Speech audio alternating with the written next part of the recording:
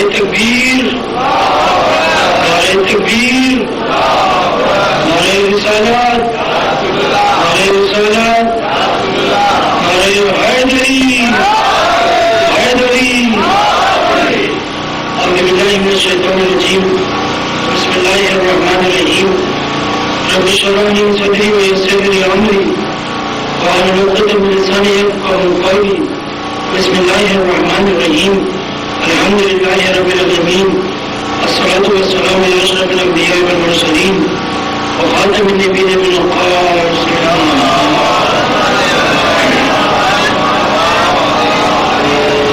وعلى بیتہ الطیبین الطاہرین المعصومین المظلومین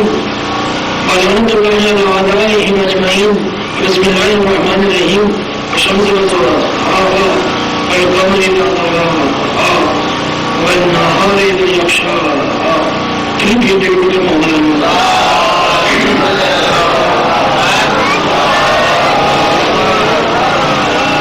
عظیم محترم، الحمدللہ الحمدللہ فلسفہ معرفت نفس پر ہم نے سورہ شمس کی جن آیتوں کو سرنامہ کلام قرار دیا تھا،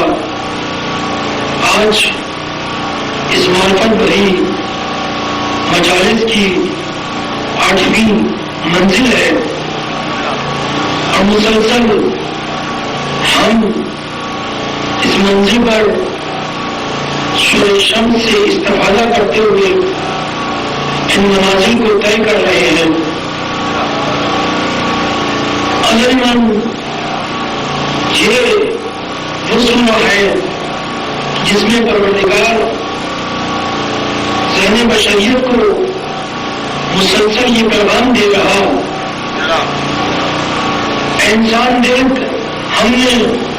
کائنات کو سجا کر ان شخصیتوں کو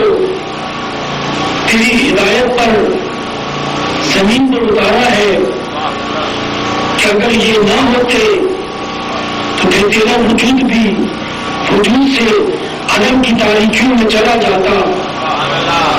اور انسان دیکھ ہم نے تجھ سے اتنی محبت کی ہے کہ تیرا جسم تو تاریکی قبر میں فنا ہو جائے گا، لیکن ہم نے تجھ سے اتنی محبت کی ہے، اتنی محبت کی ہے کہ ہم تیری روح کو ہمیشہ کے لیے بقا کی منزل پر لے جاتے ہیں۔ یعنی یہ انتہائی لطف پروردگار کہ جہاں وہ اپنے بندوں کو زندگی دے رہا ہے اور آواز دے رہا، اے میرے بندے میں وہ رحیم رب ہوں، میں وہ کریم رب ہوں کہ میں نے کبھی بھی تجھے موت نہیں دی ہے۔ یہ تیرا مادی جسم ہے جسے موت آتی ہے، لیکن روح ایک ایسا مجرد تخلیق ہے ہماری کہ جسے کبھی بھی موت نہیں آ سکتی۔ اس لیے کہ تقاضۂ محبت پروردگار اور بندوں کے درمیان یہ تقاضۂ محبت تھا کہ جو دلیل قائم کر رہا تھا کہ جب اس نے پیدا کیا ہے تو پھر وہ ہمیں ہلاک نہ کرے۔ اور ابھی تو اسی موضوع پر انشاءاللہ ہم کل گفتگو کریں گے اور بڑی سنجیدگی کے ساتھ میں آج کی اس مجلس کو ایک میسج میں تبدیل کر کر آپ کے سننے والوں کو ہدیہ کرنا چاہ رہا ہوں، ایک پیغام کہ ہماری خلقت کی بعثت کا سبب کیا ہے۔ لہٰذا آج بڑی سنجیدگی کے ساتھ ہم گفتگو کریں گے کہ ہم چاہتے ہی ہیں کہ اس ممبر کا حق بھی ادا ہو جائے اور جہاں تک سننے والے ہماری آواز سن رہے ہیں ان تک بھی پتہ چل جائے کہ ہم اس جگہ پر بیٹھ کر علی ولی اللہ کا تذکرہ بھی کرتے ہیں، ہم نبی کی نبوت کا بھی تذکرہ کرتے ہیں، ہم اس منزل پر اللہ کی توحید کا بھی ذکر کرتے ہیں۔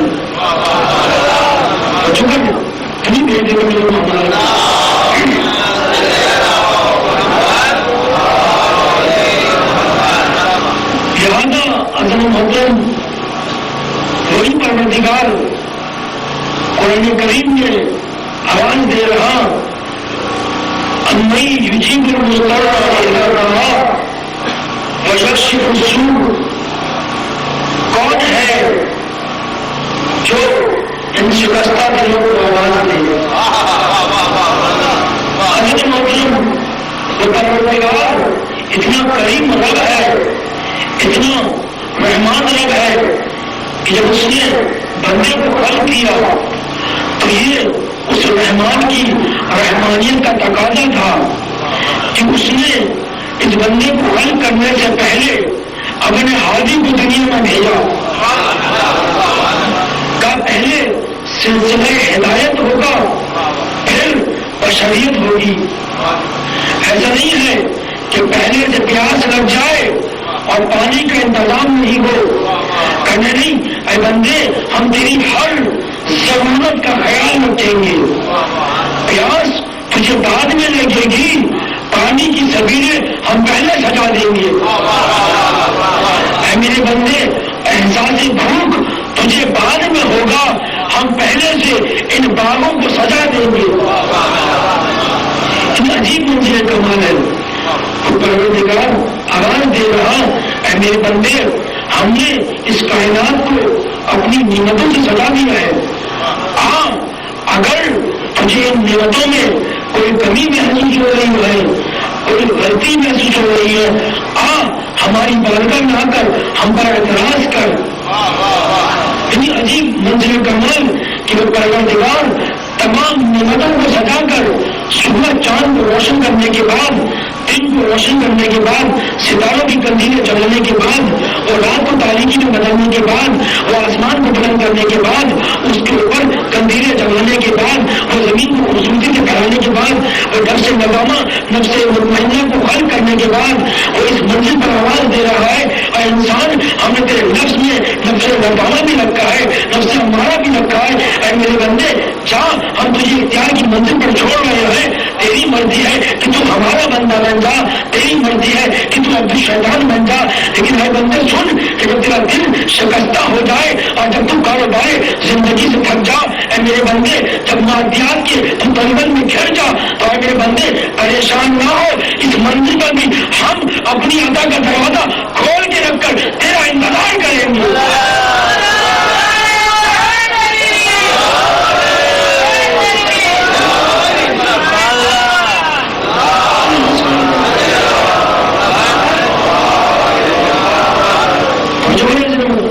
اور دیکھیں نا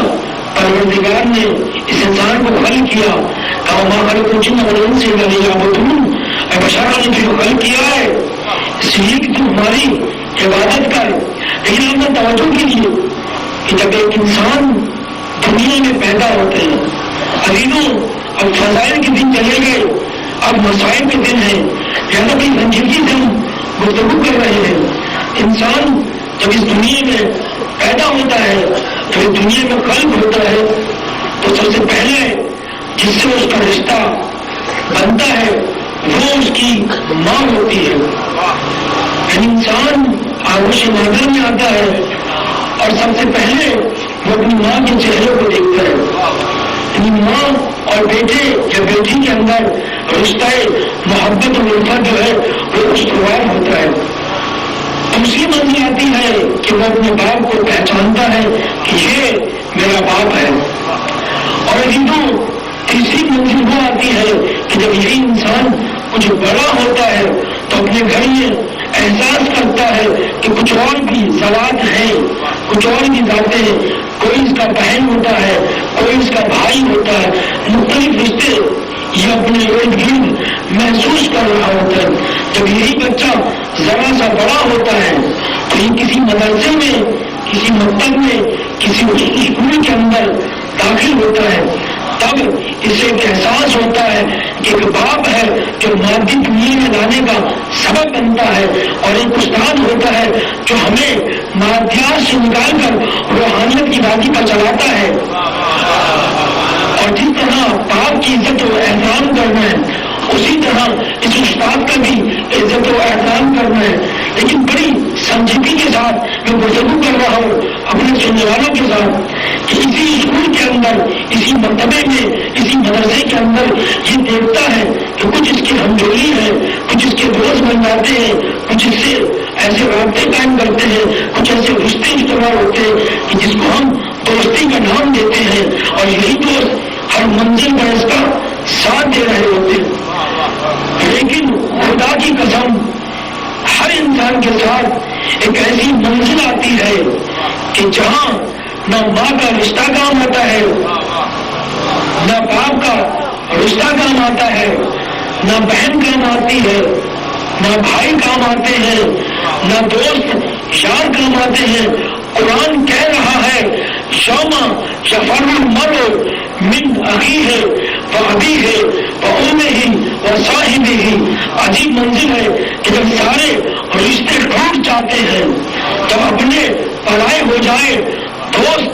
دشمن ہو جائے، بھائی کو بھائی سے پہچاننے سے انکار کر دیے، تو خونی رشتے سفید ہو جائے، خدا کی قسم انسان اپنے آپ کو محسوس کرتا ہے کہ وہ کسی بند گلی پر آ کر کھڑا ہو گیا، اب آگے جانے کو راستہ نہیں مل رہا ہوتا۔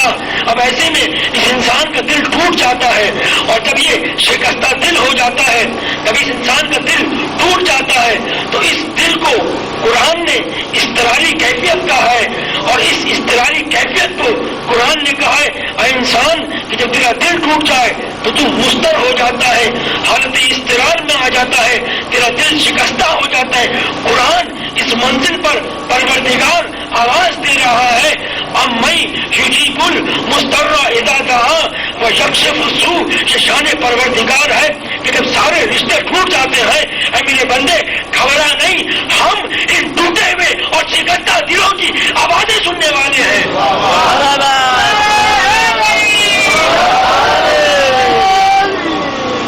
ہاں، ہم ان شکستہ دلوں کا آواز دینے والے ہیں۔ ہاں میرے بندے آ کر مجھے پکار، دیکھ ہم کس بہانے سے ہم تیری مدد کریں گے، کتنے بہانوں سے ہم دشمن اپنی رحمتوں کی برساتوں کو نازل کر دیں گے۔ آ میرے بندے آ کر تو ہماری بارگاہ میں آ اور تو طلب کر، ہم عطا کی برسات تیرے وجود پر کر دیں گے۔ حاضروں، قرآن یہ کہہ رہا تھا کہ یوم یفر المرء من امہ واخیہ وابیہ وصاحبہ۔ ایسا وقت بھی آئے گا کہ جب ماں اپنے بچے کو پہچاننے سے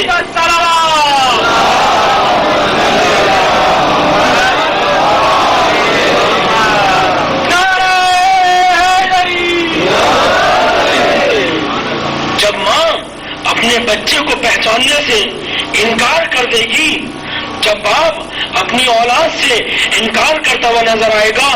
جب بہن بھائی کو پہچاننے سے انکار کر دے گی، جو قرآن آواز دے کر کہہ رہا ہے کہ جہاں ایک انسان اپنے صاحب اپنے دوست سے کو پہچاننے سے انکار کر دے گا، جہاں سارے رشتے ٹوٹ جاتے ہیں، تو وہاں صرف یا تو خالق ہوتا ہے یا اس کا بندہ ہوتا ہے،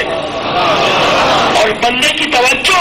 اس منزل محشر پر اور قیامت کی منزل پر کسی اور سے نہیں ہوتی بلکہ اپنے پروردگار سے ہوتی ہے۔ حاضروں، یہ وہ توکل کی منزل ہے،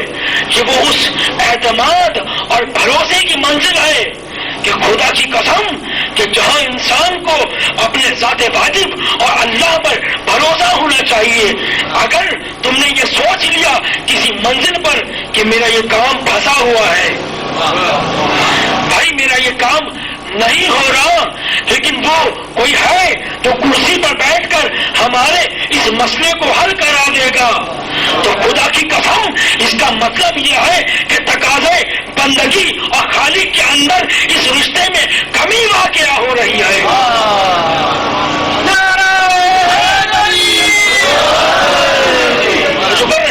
یعنی اس کا مطلب یہ ہے کہ تقاضے بندگی میں اور ربوبیت کے جو رشتے ہیں وہ کچھ کمزور ہو گئے، تم اپنے خدا کو چھوڑ کر غیر خدا پر بھروسہ کرتے ہو۔ ہاں خدا کی قسم ہم نے علی سے مدد کیوں مانگی ہے؟ خدا کی قسم ہم کبھی بھی علی کی سے مدد نہ مانگتے۔ خدا کی قسم ہم نے تاریخ علی کو پڑھا ہے، ہم نے علی کو سنا ہے، ہم نے علی کے چاہنے والوں کو بھی سنا ہے۔ خدا کی قسم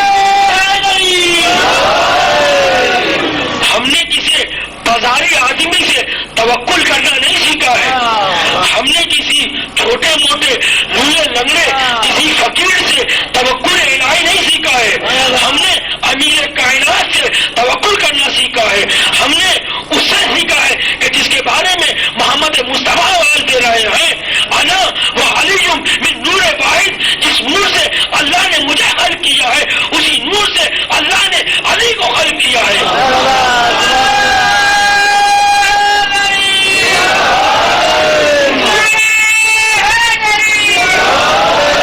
تو جو کر رہے یہ کائنات کا امیر آواز دے رہا ہے، اے میرے چاہنے والوں، اگر تمہیں توکل سیکھنا ہے آؤ، ہم تمہیں درس توکل بھی دیتے ہیں، آؤ علی کے در پر آؤ، علی تمہیں درس توکل دیتے ہیں۔ خدا کی قسم علی وہ واحد کائنات کا بشر ہے کہ جس نے حضر میں بھی، سفر میں بھی، اور ممبر پر بھی، مسجد میں بھی، گھر میں بھی، ہر سانس میں اللہ کی ذات پر توکل کر کے بتایا کہ آج نگاہ میں سب سے بڑا رشتہ اور رابطہ صرف اللہ کے سوا کسی اور سے نہیں ہے۔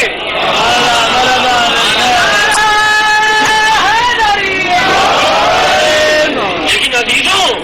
یہ علی کی عبودیت کی منزلیں ہیں، وہ کمالات علی ہے کہ جس کی بنا پر یہ علی اس شان سے گفتگو کر سکتا ہے۔ لیکن ہماری کیا مجال کہ ہم اس رب کریم تک بغیر علی کے پہنچ جائیں۔ بھائی خدا کی قسم علی کو کسی وسیلے کی ضرورت نہیں ہے، لیکن ہم جیسا ایک قاصر انسان، ہم جیسا ایک گناہگار انسان، ہم جیسا ایک ناقص انسان محتاج ہے علی کیسے کے لیے کہ اے علی جس طرح تیرا نام علی ہے،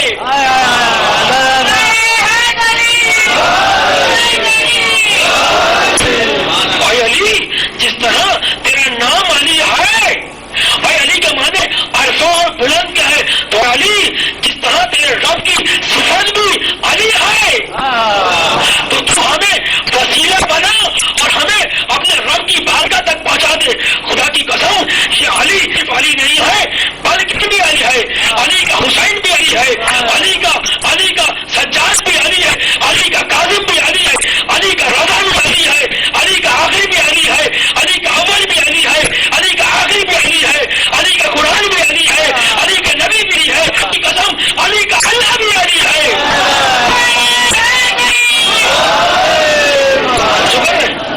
آؤ ہم تمہیں توکل ذات واجب کا درس دیتے ہیں۔ ہاں دنیا والے کہتے ہیں نا کہ علی کو یعنی کیوں کہتے ہو؟ خدا کی قسم ہم نے علی کہا ہے کہ ذات واجب پر توکل کیسے کیا جاتا ہے۔ ہمیں کیا پتا کہ اللہ کون تھا، کہاں ہے اور کس طرح اس ذات پر توکل کرنا ہے۔ ہاں ہم تو ایسے بڑے بڑے تاریخ میں توکل کرتے ہوئے دیکھے ہیں کہ جب جنگ ہوتی تھی اور زوروں پر ہوتی تھی تو یہ بکرے کی طرح پہاڑ پر چڑھ جاتے تھے اور توکل کی منزلوں پر ایسے فائز تھے کہ جب مال غنیمت کو لوٹنا ہوتا تھا تو یہ شکلیں اور چیل کی طرح جھپٹتے تھے۔ درود بھیجیں مل کر محمد علیہ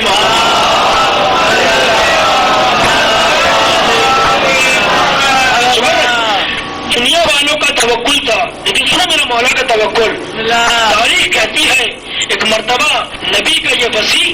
نبی کا یہ خلیفہ ابو طالب کا شعر ایک مرتبہ مصروف جہاد جنگ کی وادی میں اور تلواریں بڑے زوروں پر چل رہی ہیں، تلواروں پہ تلواریں، اور راوی کہتا ہے کہ میں نے اپنی نگاہ سے دیکھا کہ تلواریں تلواروں سے ٹکراتی تھی تو عجیب سی آوازیں نکلتی تھی اور ان تلواروں سے بجلیاں بھی گونجتی تھی اور ایسا لگتا تھا کہ جیسے چاند بدلی میں چھپا ہو۔ اور حیدر کا لال لڑنے پر جب آتا تھا تو ایسا لگتا کہ جیسے آسمان پر بجلیاں گونجتی ہو۔ خدا کی قسم جنگ اس عروج پر تھی۔ ایک مرتبہ ایک کافر آتا ہے، ایک منافق آتا ہے، کہتا ہے او ابو طالب کے بیٹے علی، میں نے سنا ہے کہ تو بہت بڑا سخی عرب ہے، تیرا باپ بھی سخی اور علی تو بھی سخی، اے علی میں تیرے سخاوت کا امتحان لینے آیا ہوں، کا سوال کر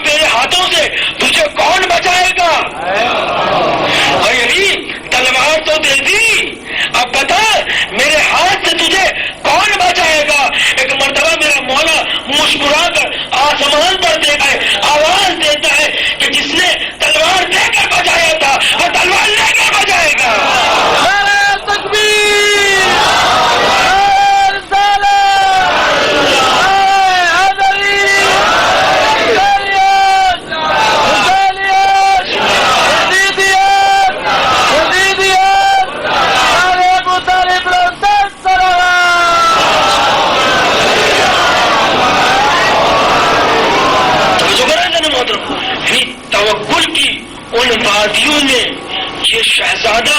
اور یہ کائنات کا بادشاہ سلطان عرب سلطان عجم کہ جس نے بتایا ہے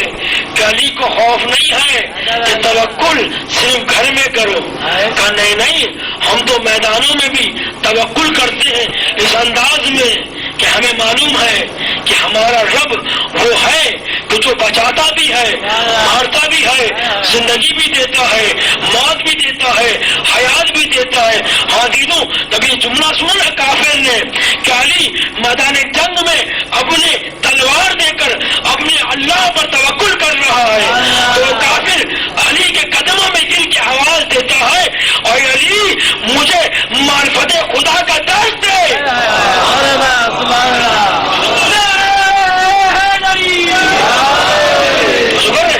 یعنی علی نے ایک کافر پر سخاوت بھی کی، فقیر کو تلوار بھی دی اور کافر کو اندھیرے سے نکال کر نور کی وادی میں بھی لے آیا۔ پوری دنیا مل کر محمد علیہ محمد،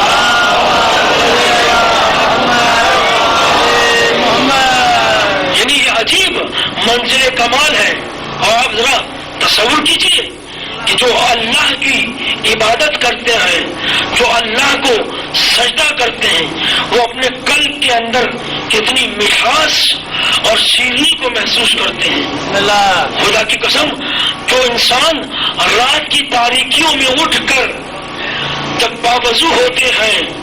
اور ایسے میں وہ اپنے پروردگار کو سجدہ کرتے ہیں، خدا کی قسم اس ایک سجدے کی لذت